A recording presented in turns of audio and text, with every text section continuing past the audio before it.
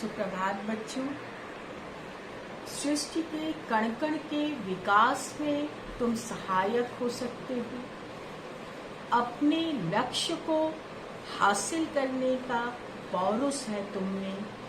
बस जरूरत इस बात की है कि अपनी संज्ञाहीनता को संजीवतता में या अपनी संज्ञाहीनता को तुम जीवित करो या जागरूक बनो।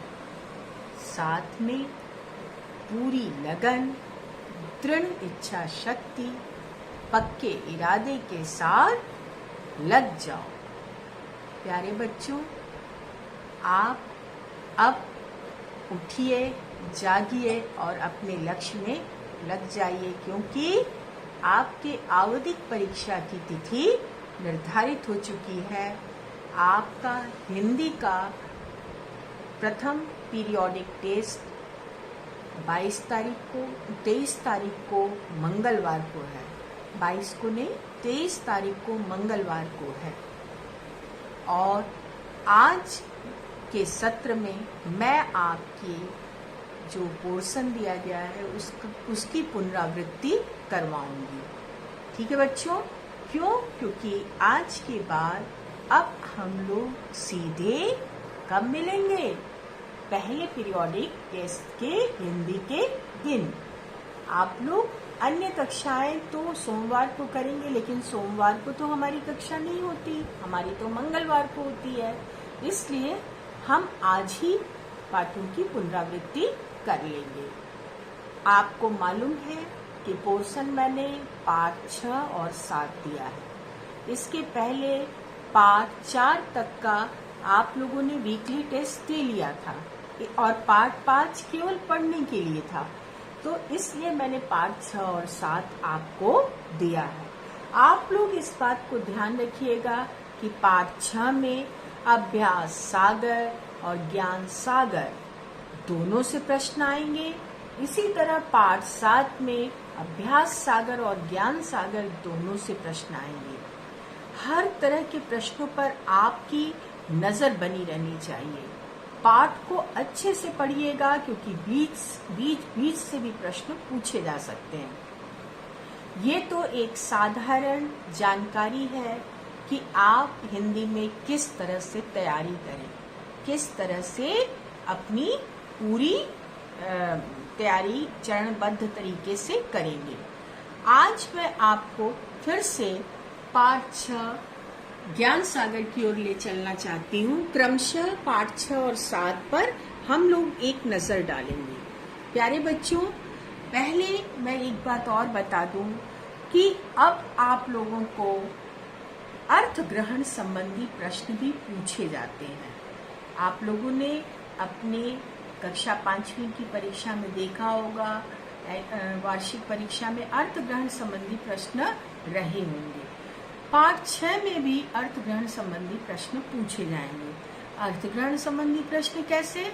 आपको एक अनुच्छेद दे दिया जाएगा और उस अनुच्छेद से संबंधित 1, 2, 3, 4, 5 जितने भी प्रश्न पूछे जा सकते हैं, उन सारे प्रश्नों का उत्तर निहित रहेगा उसी अनुच्छेद में। जरूरत इस बात की है कि आप उस अनुच्छेद को गौर से पढ़ेंगे। 1 बार, 2 बार, कम से कम 3 बार उस अनुच्छेद को ध्यान से पढ़िएगा, एकाग्र होकर के। और दिए गए जो प्रश्न होंगे उन प्रश्नों के उत्तर उन्हीं पंक्तियों में तलाशने की कोशिश कीजिएगा। जो अर्थ ग्रहण संबंधी प्रश्नों के उत्तर दिए जाते हैं उनमें अनुच्छेद के वाक्य एकदम वैसे के वैसे नहीं उतारे जाते। अनुच्छेद के वाक्यों को अपनी भाषा में प्रयोग करके आपको उत्तर देना है। अगर एक शब्द वाले उत्तर है तब तो आप शब्द जैसे का तैसा उतार देंगे, लेकिन अगर एक वाक्य वाले उत्तर है या कुछ वाक्य वाले उत्तर है तो उसे अपनी भाषा में प्रयोग कीजिएगा। वहां से वाक्य उठाकर सीधे उत्तर के रूप में मत लिखिएगा। पिछली बार मैंने बच्चों को देखा कि वो सीधे अनुच्छेद के वाक्य ही उत्तर में लिख दिए, जो कि बिल्कुल प्रश्न के अनुसार नहीं प्रतीत होते थे और उसमें उनके अंक कटे थे। तो अर्थ ग्रहण संबंधी प्रश्न जो पूछे जाएंगे उनमें ये ध्यान रखिएगा कि यदि वाक्य में पूछा जाए या विस्तृत उत्तर पूछा जाए तो वही वाक्य उतार मत दीजिएगा, उसको अपनी भाषा में प्रयोग करके अपने वाक्य बनाकर लिखिएगा। तो मैंने क्या बताया अर्थ ग्रहण संबंधी प्रश्न को समझने के लिए और कैसे आप उसके उत्तर देंगे ये जानने के लिए मैंने बताया कि आप उस वाक्य को 2-3 बार पढ़िएगा और एक शब्द वाले उत्तर तो आप एज इट इज उतार दीजिएगा, लेकिन वाक्य वाले आप अपने से वाक्य बनाइएगा। अब चलिए हम लोग, जैसे मैं आपका एक उदाहरण देती हूँ कि अगर मैं ये पैराग्राफ आपको दे देती हूँ, ये अनुच्छेद मैं आपको अनोखा वरदान पाठ 6 का पहला ही अनुच्छेद मैं ले लेती हूँ कि ये अनुच्छेद मैं आपको देती हूँ और इससे अर्थ ग्रहण संबंधी प्रश्न आपको बनाकर दे दूं। तो जैसे मैं आपको, ये पहले पढ़िए मेरे साथ। विजय सिंह नाम का एक राजा था, वह अपनी प्रजा का बहुत ध्यान रखता था। एक बार वह तूफानी रात में घोड़े पर सवार होकर एक तंग से रास्ते से जा रहा था। वह भेष बदले हुआ था, मामूली कपड़े पहनकर साधारण जनता के बीच जाकर उनके हालचाल का पता लगाना उसका नियम था। प्यारे बच्चों, अब अगर मैं इसमें पहला प्रश्न पूछूं कि इस अनुच्छेद का एक उचित शीर्षक बताइए, तो आप उचित शीर्षक क्या दे सकते हैं? ये पूरा अनुच्छेद किस बात के इर्द गिर्द घूम रहा है? पूरे अनुच्छेद में बस यही बात आप क्या उत्तर दे सकते हैं? जैसे मैं आपको बताऊं कि पूरे अनुच्छेद में एक बात बताई गई है कि राजा अपनी प्रजा का हित, राजा अपनी प्रजा की भलाई करने वाला था। किस कदर वो भलाई करने वाला था कि तूफानी रात में भी वो उनके हित की चिंता करते हुए उनके पास साधारण व्यक्ति बनकर, साधारण कपड़े पहनकर, साधारण रूप सज्जा करके लोगों के बीच पहुंचता था, बिना एक दिन का भी नागा किए। चाहे बारिश हो, चाहे तूफान आए, उसे जाना है और जनता की वास्तविक सुख दुख को समझना है, उनके बीच का आदमी बन करके। इसलिए वो ऐसे साधारण कपड़ों में साधारण आदमी बनकर जाता था। तो ये पूरा पैराग्राफ इस बात का द्योतक है, इस बात को सूचित कर रहा है कि राजा प्रजावत्सल था, या राजा प्रजापालक था, या राजा प्रजाहितकारी था। तो आप इसका एक शीर्षक दे सकते हैं, प्रजावत्सल राजा। ठीक है। अब अगर मैं दूसरा प्रश्न आपसे करूं कि भेष शब्द का शाब्दिक अर्थ क्या है, तो भेष का शब्द आप रूप सज्जा कह सकते हैं, रूप। मामूली का शाब्दिक अर्थ क्या है, तो मामूली का साधारण। ठीक है बच्चों। अब अगर मैं इससे तीसरा प्रश्न कर दूं कि प्रजा का विलोम शब्द क्या है, तीसरा प्रश्न मैं करती हूँ कि प्रजा का विलोम शब्द क्या है, तो आपको तुरंत इसी अनुच्छेद में पता चल जाएगा कि प्रजा का विलोम शब्द राजा है। ठीक है। तो इतनी बात समझ में आई होगी आपको।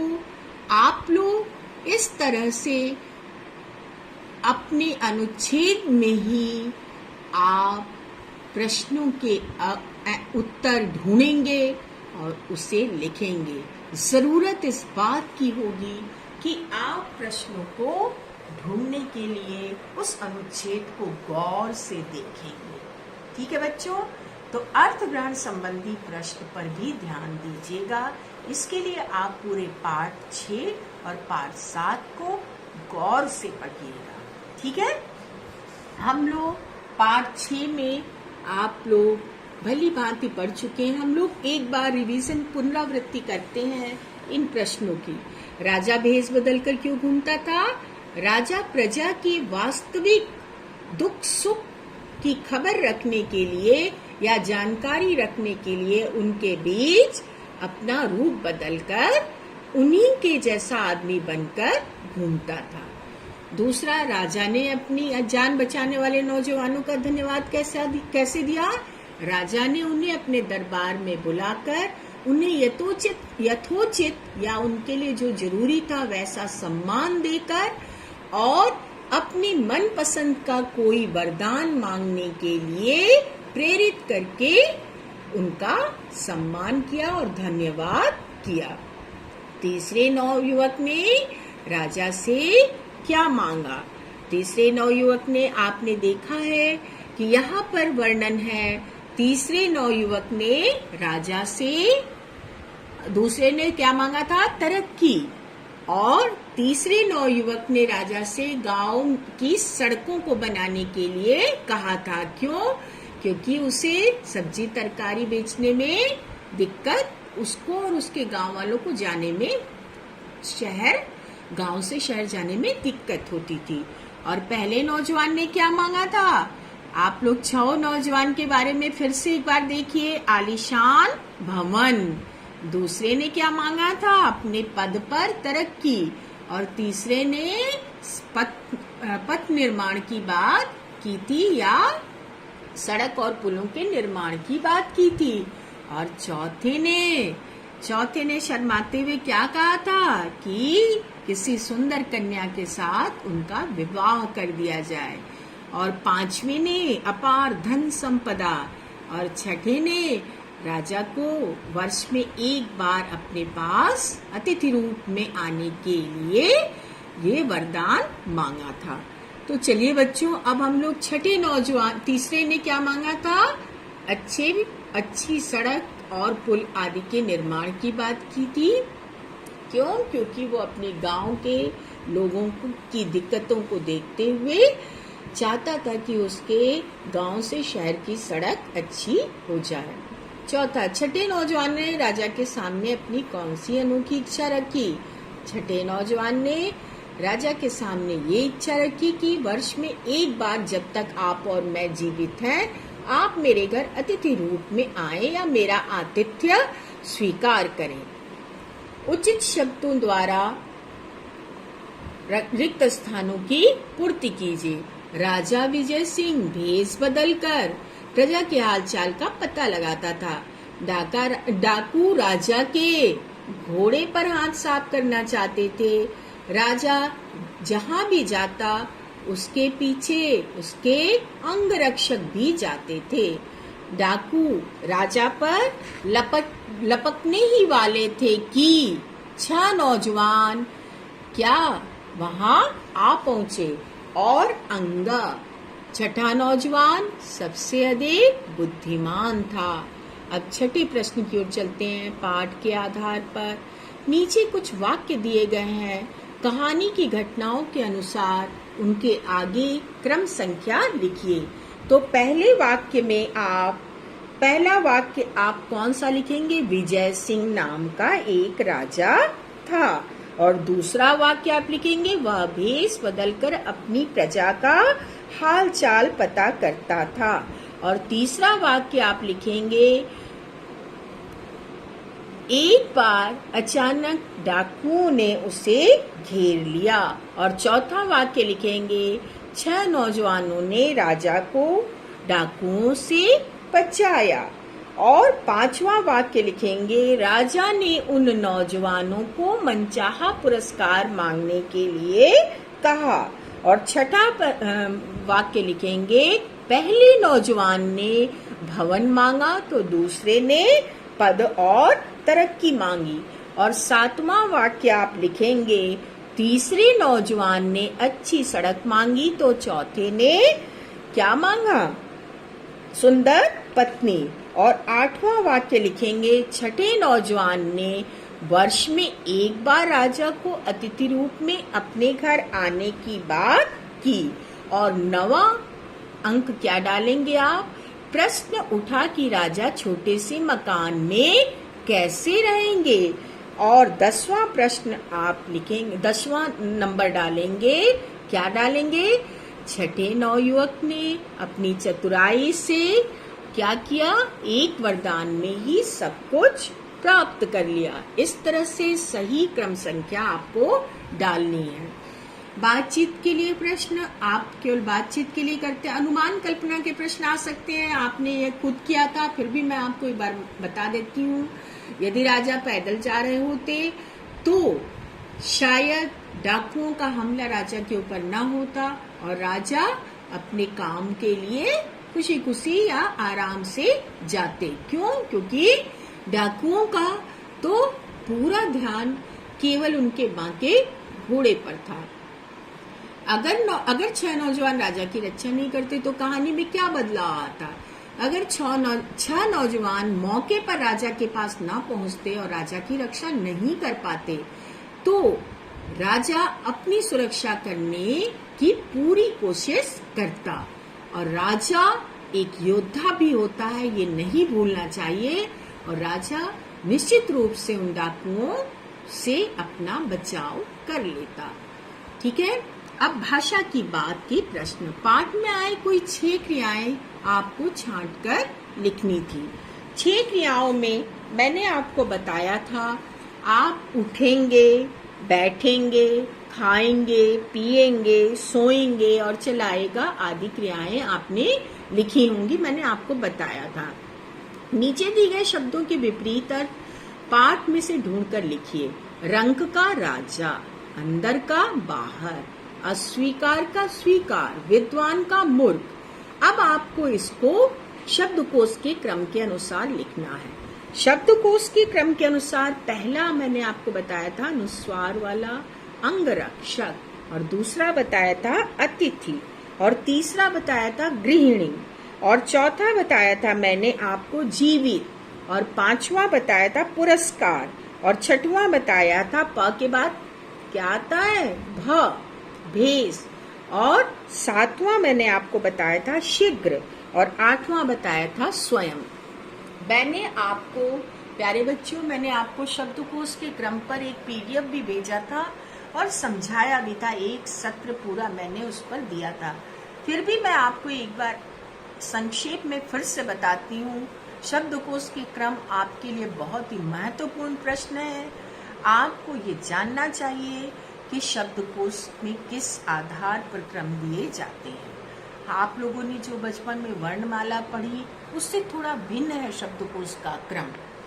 शब्दकोश का क्रम जो आपकी डिक्शनरी, हिंदी डिक्शनरी है, उसके अनुसार दिया जाता है।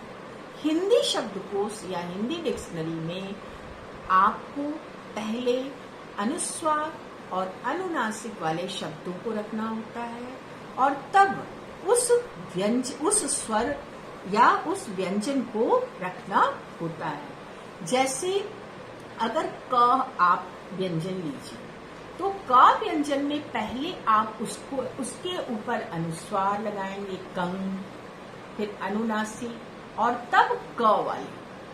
ठीक है, शब्द आप लिखने शुरू करेंगे क वाले, फिर अगर क वाले नहीं है तो का वाले, फिर का वाले नहीं है तो कि वाले, और की वाले नहीं है तो दीर्घ की वाले, और की वाले भी नहीं है तो कु वाले, और कु वाले भी नहीं है तो कु वाले, और फिर क्री वाले, फिर के वाले, फिर कै वाले, फिर को वाले, फिर कौ वाले। ठीक है बच्चों, इसी क्रम में मैंने आपको बताया था कि क्षत्रिय वाला जो श होता है वो क वाले क्रम में ही आएगा। जिस जगह पर आप क वाले शब्द ढूंढेंगे, जैसे क से कबूतर, क से आप जितने भी काम, जो क से काम नहीं, क से जित करतू, क से कहानी, इन शब्दों को जब आप शब्दकोश के क्रम में ढूंढेंगे तो आप उसी क्रम में आप अंत में आकर के क्या देखेंगे? श भी देखेंगे। ठीक है, आप क का वगैरह लिखने के वाले क्रम को देखने के बाद श को भी उसी में पाएंगे, क्षत्रिय वाले। क्यों? क्योंकि क जोड़ मूर्धन्य श बनता है श, ये मैंने आपको बताया था। इसी तरह से त्र एक संयुक्ताक्षर है। इस संयुक्ताक्षर को ढूंढने के लिए अगर त्रिशूल आ गया, यदि त्रिवेणी आ गई, यदि त्रिनेत्र आ गया, त्रिवेदी आ गया, तो आप क्या करेंगे? तो त्र वाले शब्द आपको त वाले क्रम में मिलेंगे। त से तरबूज वाला जो क्रम होगा उसमें मिलेंगे। ठीक है, फिर इसी तरह से आपका अगर श्र आ गया, श्र जो श्रीमान में आप लिखते हैं, जो आप श्रुति में लिखते हैं, अगर वो आ गया तो आपको उसे तालव्य श वाले क्रम में ढूंढना पड़ेगा। और इसी तरह ज्ञ आ गया, ज्ञ से ज्ञानी। अगर ज्ञ आ गया तो आपको कहाँ जाना होगा? ज जोड़ इया बराबर ज्ञ, तो आपको ज वाले क्रम में जाना होगा। ये मैंने आपको बताया था। उसी आधार पर मैंने यहाँ पर आपके अंक दिए। जैसे पहला अंक मैंने दिया अंगरक्षक, मैंने बताया पहले अनुस्वार, अतिथि भी है लेकिन आपने अतिथि को 2 दिया क्योंकि अंगरक्षक मैंने बताया अनुस्वार वाले पहले, तो 1 2। अब हम क्रम से देखेंगे कि और कौन से स्वर हैं, और कोई स्वर यहाँ नहीं है, तो हम स्वर से सीधे अब व्यंजन की ओर आ जाएंगे। और व्यंजन में क से शुरू करेंगे। क का कोई शब्द नहीं दिख रहा, ख से शुरू होने वाला शब्द नहीं दिख रहा, ग से शुरू होने वाला शब्द दिख रहा है गृहिणी, तो यहाँ पर 3। फिर इस तरह से हम ढूंढते रहे। फिर क ख ग घ अंगा हो गया, च छ ज से शुरू होने वाला दिख गया, तो यहाँ हम 4 डाल दिए, 4 जीवित। फिर ज झ इया ट ठ ण से नहीं है, त थ द ध न से नहीं है। फिर प से है, प पे हमने क्या डाला? फिर 5 पुरस्कार, ठीक है। फिर प फ ब भ, भ से है तो यहाँ पर हमने 6 नंबर डाला, 6 भेस। फिर उसके बाद प फ ब भ म, य र ल व से कुछ नहीं है, क्या है? फिर श है, तो यहाँ पर हमने 7 डाला तालव्य श। और फिर मूर्धन्य स से है नहीं, फिर आप दंत स से ये है, तो यहाँ पर आपने 8 डाला। ये क्रम आपको समझ में, फिर से मैंने आपको रिवाइज किया। अब चलिए बच्चों, हम लोग अनोखा वरदान जिसमें हमने विशेष रूप से विशेषण पढ़ा था, उसके बारे में हम रिवीजन करते हैं। मैंने आपको विशेषण में फिर से ध्यान दीजिए, संज्ञा या सर्वनाम की विशेषता बताने वाले शब्दों को विशेषण कहते हैं। और विशेषण की 4 भेद मैंने आपको बताए थे। कौन कौन से 4 भेद? गुणवाचक विशेषण, जिन विशेषण शब्दों से गुण दोष अवस्था का, संज्ञा या सर्वनाम के गुण दोष अवस्था का बोध होता है, उन्हें हम गुणवाचक विशेषण कहते हैं। जिन विशेषण शब्दों से संज्ञा या सर्वनाम की संख्या का बोध होता है, उन्हें हम संख्यावाचक विशेषण कहते हैं। जिन संज्ञा या सर्वनाम शब्दों से जिन विशेषण शब्दों से संज्ञा या सर्वनाम के नापतोल या परिमाण का बोध होता है, उसे हम परिमाणवाचक विशेषण कहते हैं। और जिन विशेषण शब्दों से संज्ञा या सर्वनाम जो सर्वनाम शब्द संज्ञा की विशेषता बताएं, उन्हें हम सार्वनामिक विशेषण कहते हैं। फिर से समझिए बच्चों, हमने 4 पहले विशेषण की परिभाषा आपको बताई थी कि संज्ञा या सर्वनाम की विशेषता बताने वाले शब्दों को हम विशेषण कहते हैं, और जिनकी विशेषता बताई जाती है उसे हम विशेष्य कहते हैं। जैसे हम कह सकते हैं ये कलम और नीली कलम। अगर हमने कहा कलम, तो कलम संज्ञा शब्द है और इसकी विशेषता हम नीली बता रहे हैं, तो नीली हुआ विशेषण और कलम हुआ विशेष्य। तो 2 चीजें आपने जानी कि संज्ञा या सर्वनाम की विशेषता बताने वाले शब्द को हम विशेषण कहते हैं, और जिसकी विशेषता बताई जाती है उसे हम विशेष्य कहते हैं। अब विशेषण के 4 भेद हैं। पहला गुणवाचक विशेषण। गुणवाचक विशेषण में जब संज्ञा या सर्वनाम की लंबाई, ऊंचाई, सुंदरता, खुशबू, माने अच्छी महक, अच्छी और मीठी, ये सारे शब्द, और साथ में नकारात्मक भी, बुरा, ये शब्द भी प्रयोग हो, तो उन सारे मैला कपड़ा, मैला, ये सारे शब्द जब प्रयोग हो तो वो सारे गुणवाचक विशेषण के अंतर्गत आएंगे। दूसरा विशेषण का भेद क्या है? संख्यावाची। संख्यावाची में भी निश्चित और अनिश्चित संख्यावाची शब्द। जो शब्द संज्ञा या सर्वनाम जो विशेषण शब्द संज्ञा या सर्वनाम की संख्या के द्योतक या संख्या का बोध कराए वो संख्यावाची विशेषण शब्द हुए।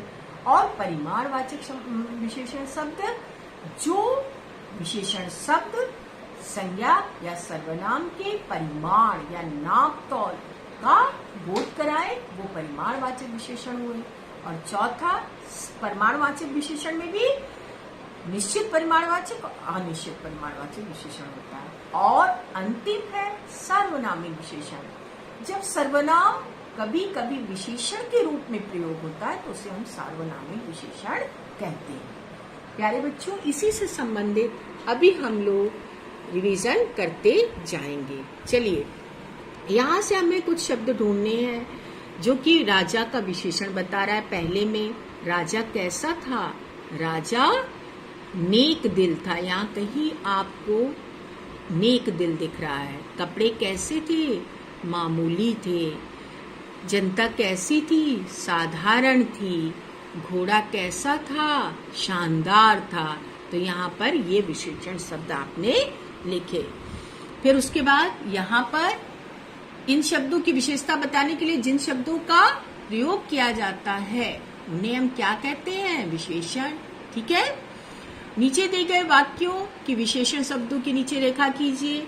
बाल लंबे तो लंबे, साहिल मोटा है तो मोटा, घर बड़ा है तो बड़ा, और पंख सुंदर है तो सुंदर। यहाँ पर आपको उचित विशेषण से मिलाइए। सही विशेषण, पानी मीठी मत मिला दीजिएगा। पानी ठंडा, खीर मीठी, कपड़ा 2 मीटर और दवाई कड़वी। यहाँ पर विशेषण शब्द जिन संज्ञा या सर्वनाम शब्दों की विशेषता बताते हैं उन्हें विशेष्य कहते हैं। ये मैं आपको अभी बताई हूँ। यहाँ पर आपको विशेषण और विशेष्य छांट कर लिखना है। इस तरह के प्रश्न भी पूछे जा सकते हैं बच्चों। यहाँ पर विशेषण क्या है? सुंदर, और विशेष्य फ्रॉक। यहाँ पर सुनहरे विशेषण और बाल विशेष्य। यहाँ पर कुछ विशेषण और लोग विशेष्य। और यहाँ पर छठी विशेषण कक्षा विशेष्य। यहाँ पर बड़े विशेषण पत्थर विशेष्य। यहाँ पर गीले विशेषण और कपड़े विशेष्य। और यहाँ पर नया विशेषण और टेलीविजन विशेष्य। अब बच्चों, प्रविशेषण एक चीज होती है जो विशेषण की भी विशेषता बताती है, उसे हम प्रविशेषण कहते हैं। जैसे पत्ते बहुत हरे थे, यहाँ पर हरे विशेषण और बहुत प्रविशेषण है। बहुत हरे की भी विशेषता बता रहा है। जैसे चाय बहुत गर्म थी, तो यहाँ गर्म विशेषण और बहुत प्रविशेषण है। इन वाक्यों में पत्ते और चाय के लिए क्या प्रयोग किया गया है? पत्ते और चाय के लिए, पत्ते के लिए बहुत हरे और चाय के लिए बहुत गर्म। बहुत हरे में बहुत शब्द क्या है? किसकी विशेषता बता रहा है? बहुत शब्द किसकी? हरे शब्द की विशेषता बता रहा है। और बहुत गर्म में बहुत शब्द गर्म की विशेषता बता रहा है। तो हमें क्या ध्यान देना है कि विशेषण की विशेषता, जो विशेषण की विशेषता बताएं उन्हें हम प्रविशेषण कहते हैं, जो मैंने अभी आपको समझाया। अब चलिए हम लोग आगे नीचे दिए गए वाक्यों में से विशेषण और प्रविशेषण शब्द छांट कर लिखिए। किला बहुत पुराना था। यहाँ पर विशेषण हुआ पुराना और बहुत हुआ प्रविशेषण। मेज काफी ऊंची थी है, यहाँ पर काफी हुआ प्रविशेषण और ऊंची हुआ विशेषण। कपड़े ज्यादा गीले थे, गीले हुआ विशेषण और ज्यादा हुआ प्रविशेषण। और बहुत अच्छी लड़की है कविता, बहुत हुआ प्रविशेषण और अच्छी हुआ विशेषण।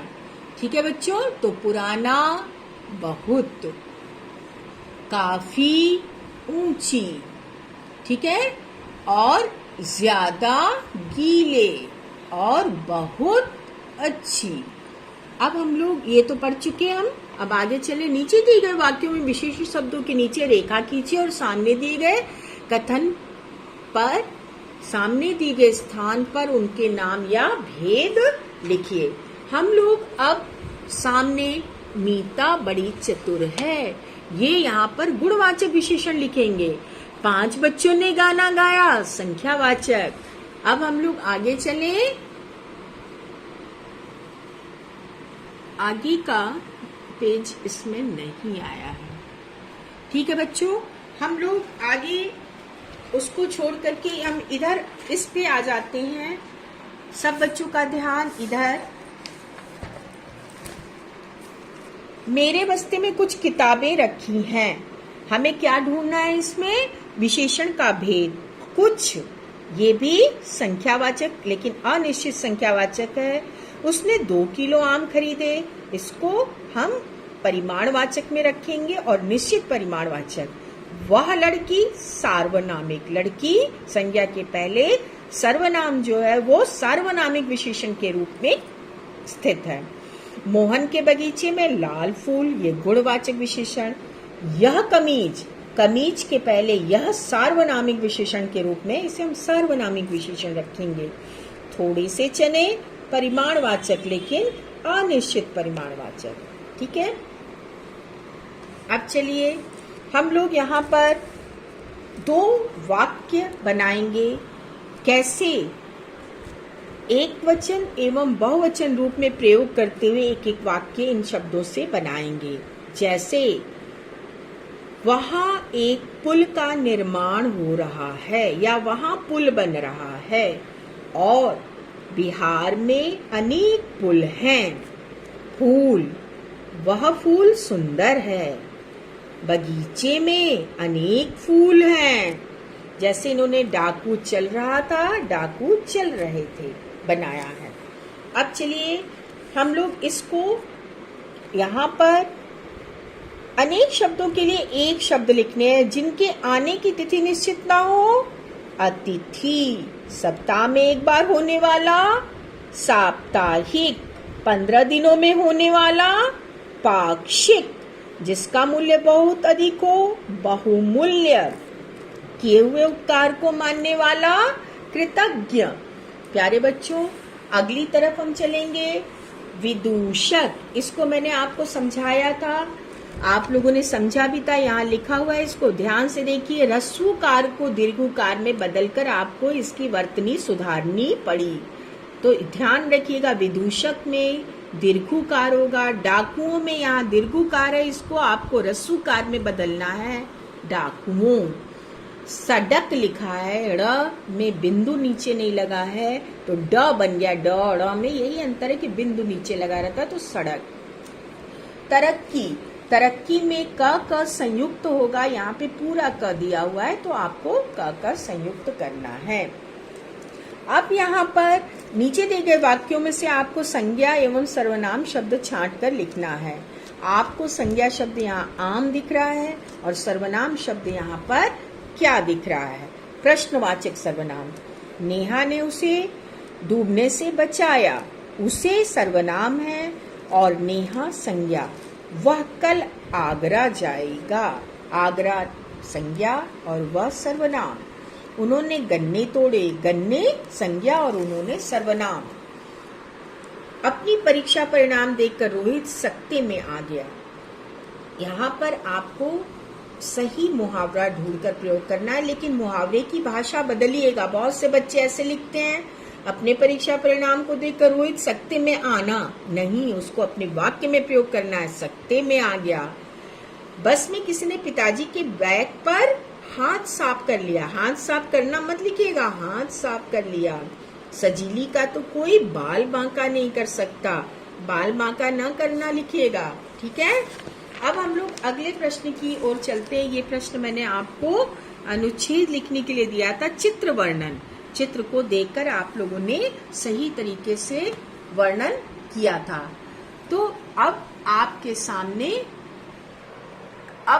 सामने समय बहुत अधिक हो गया है। आज आपका सत्र मैं वीडियो में यहीं पर समाप्त करती हूँ, लेकिन पाठ 7 का सुंदरलाल की पुनरावृत्ति वीडियो समाप्त होने के बाद हम लोग व्हाट्सएप मैसेज के द्वारा करेंगे, जिसमें आप वॉइस मैसेज और लिख करके मेरे प्रश्नों का जवाब देंगे। आप रविवार को देख लीजिएगा कि कहीं भी पाठ 6-7 में कोई भी आपको दुविधा है, कोई भी भ्रम है, कोई भी डाउट है तो उसे लिख कर रखिएगा।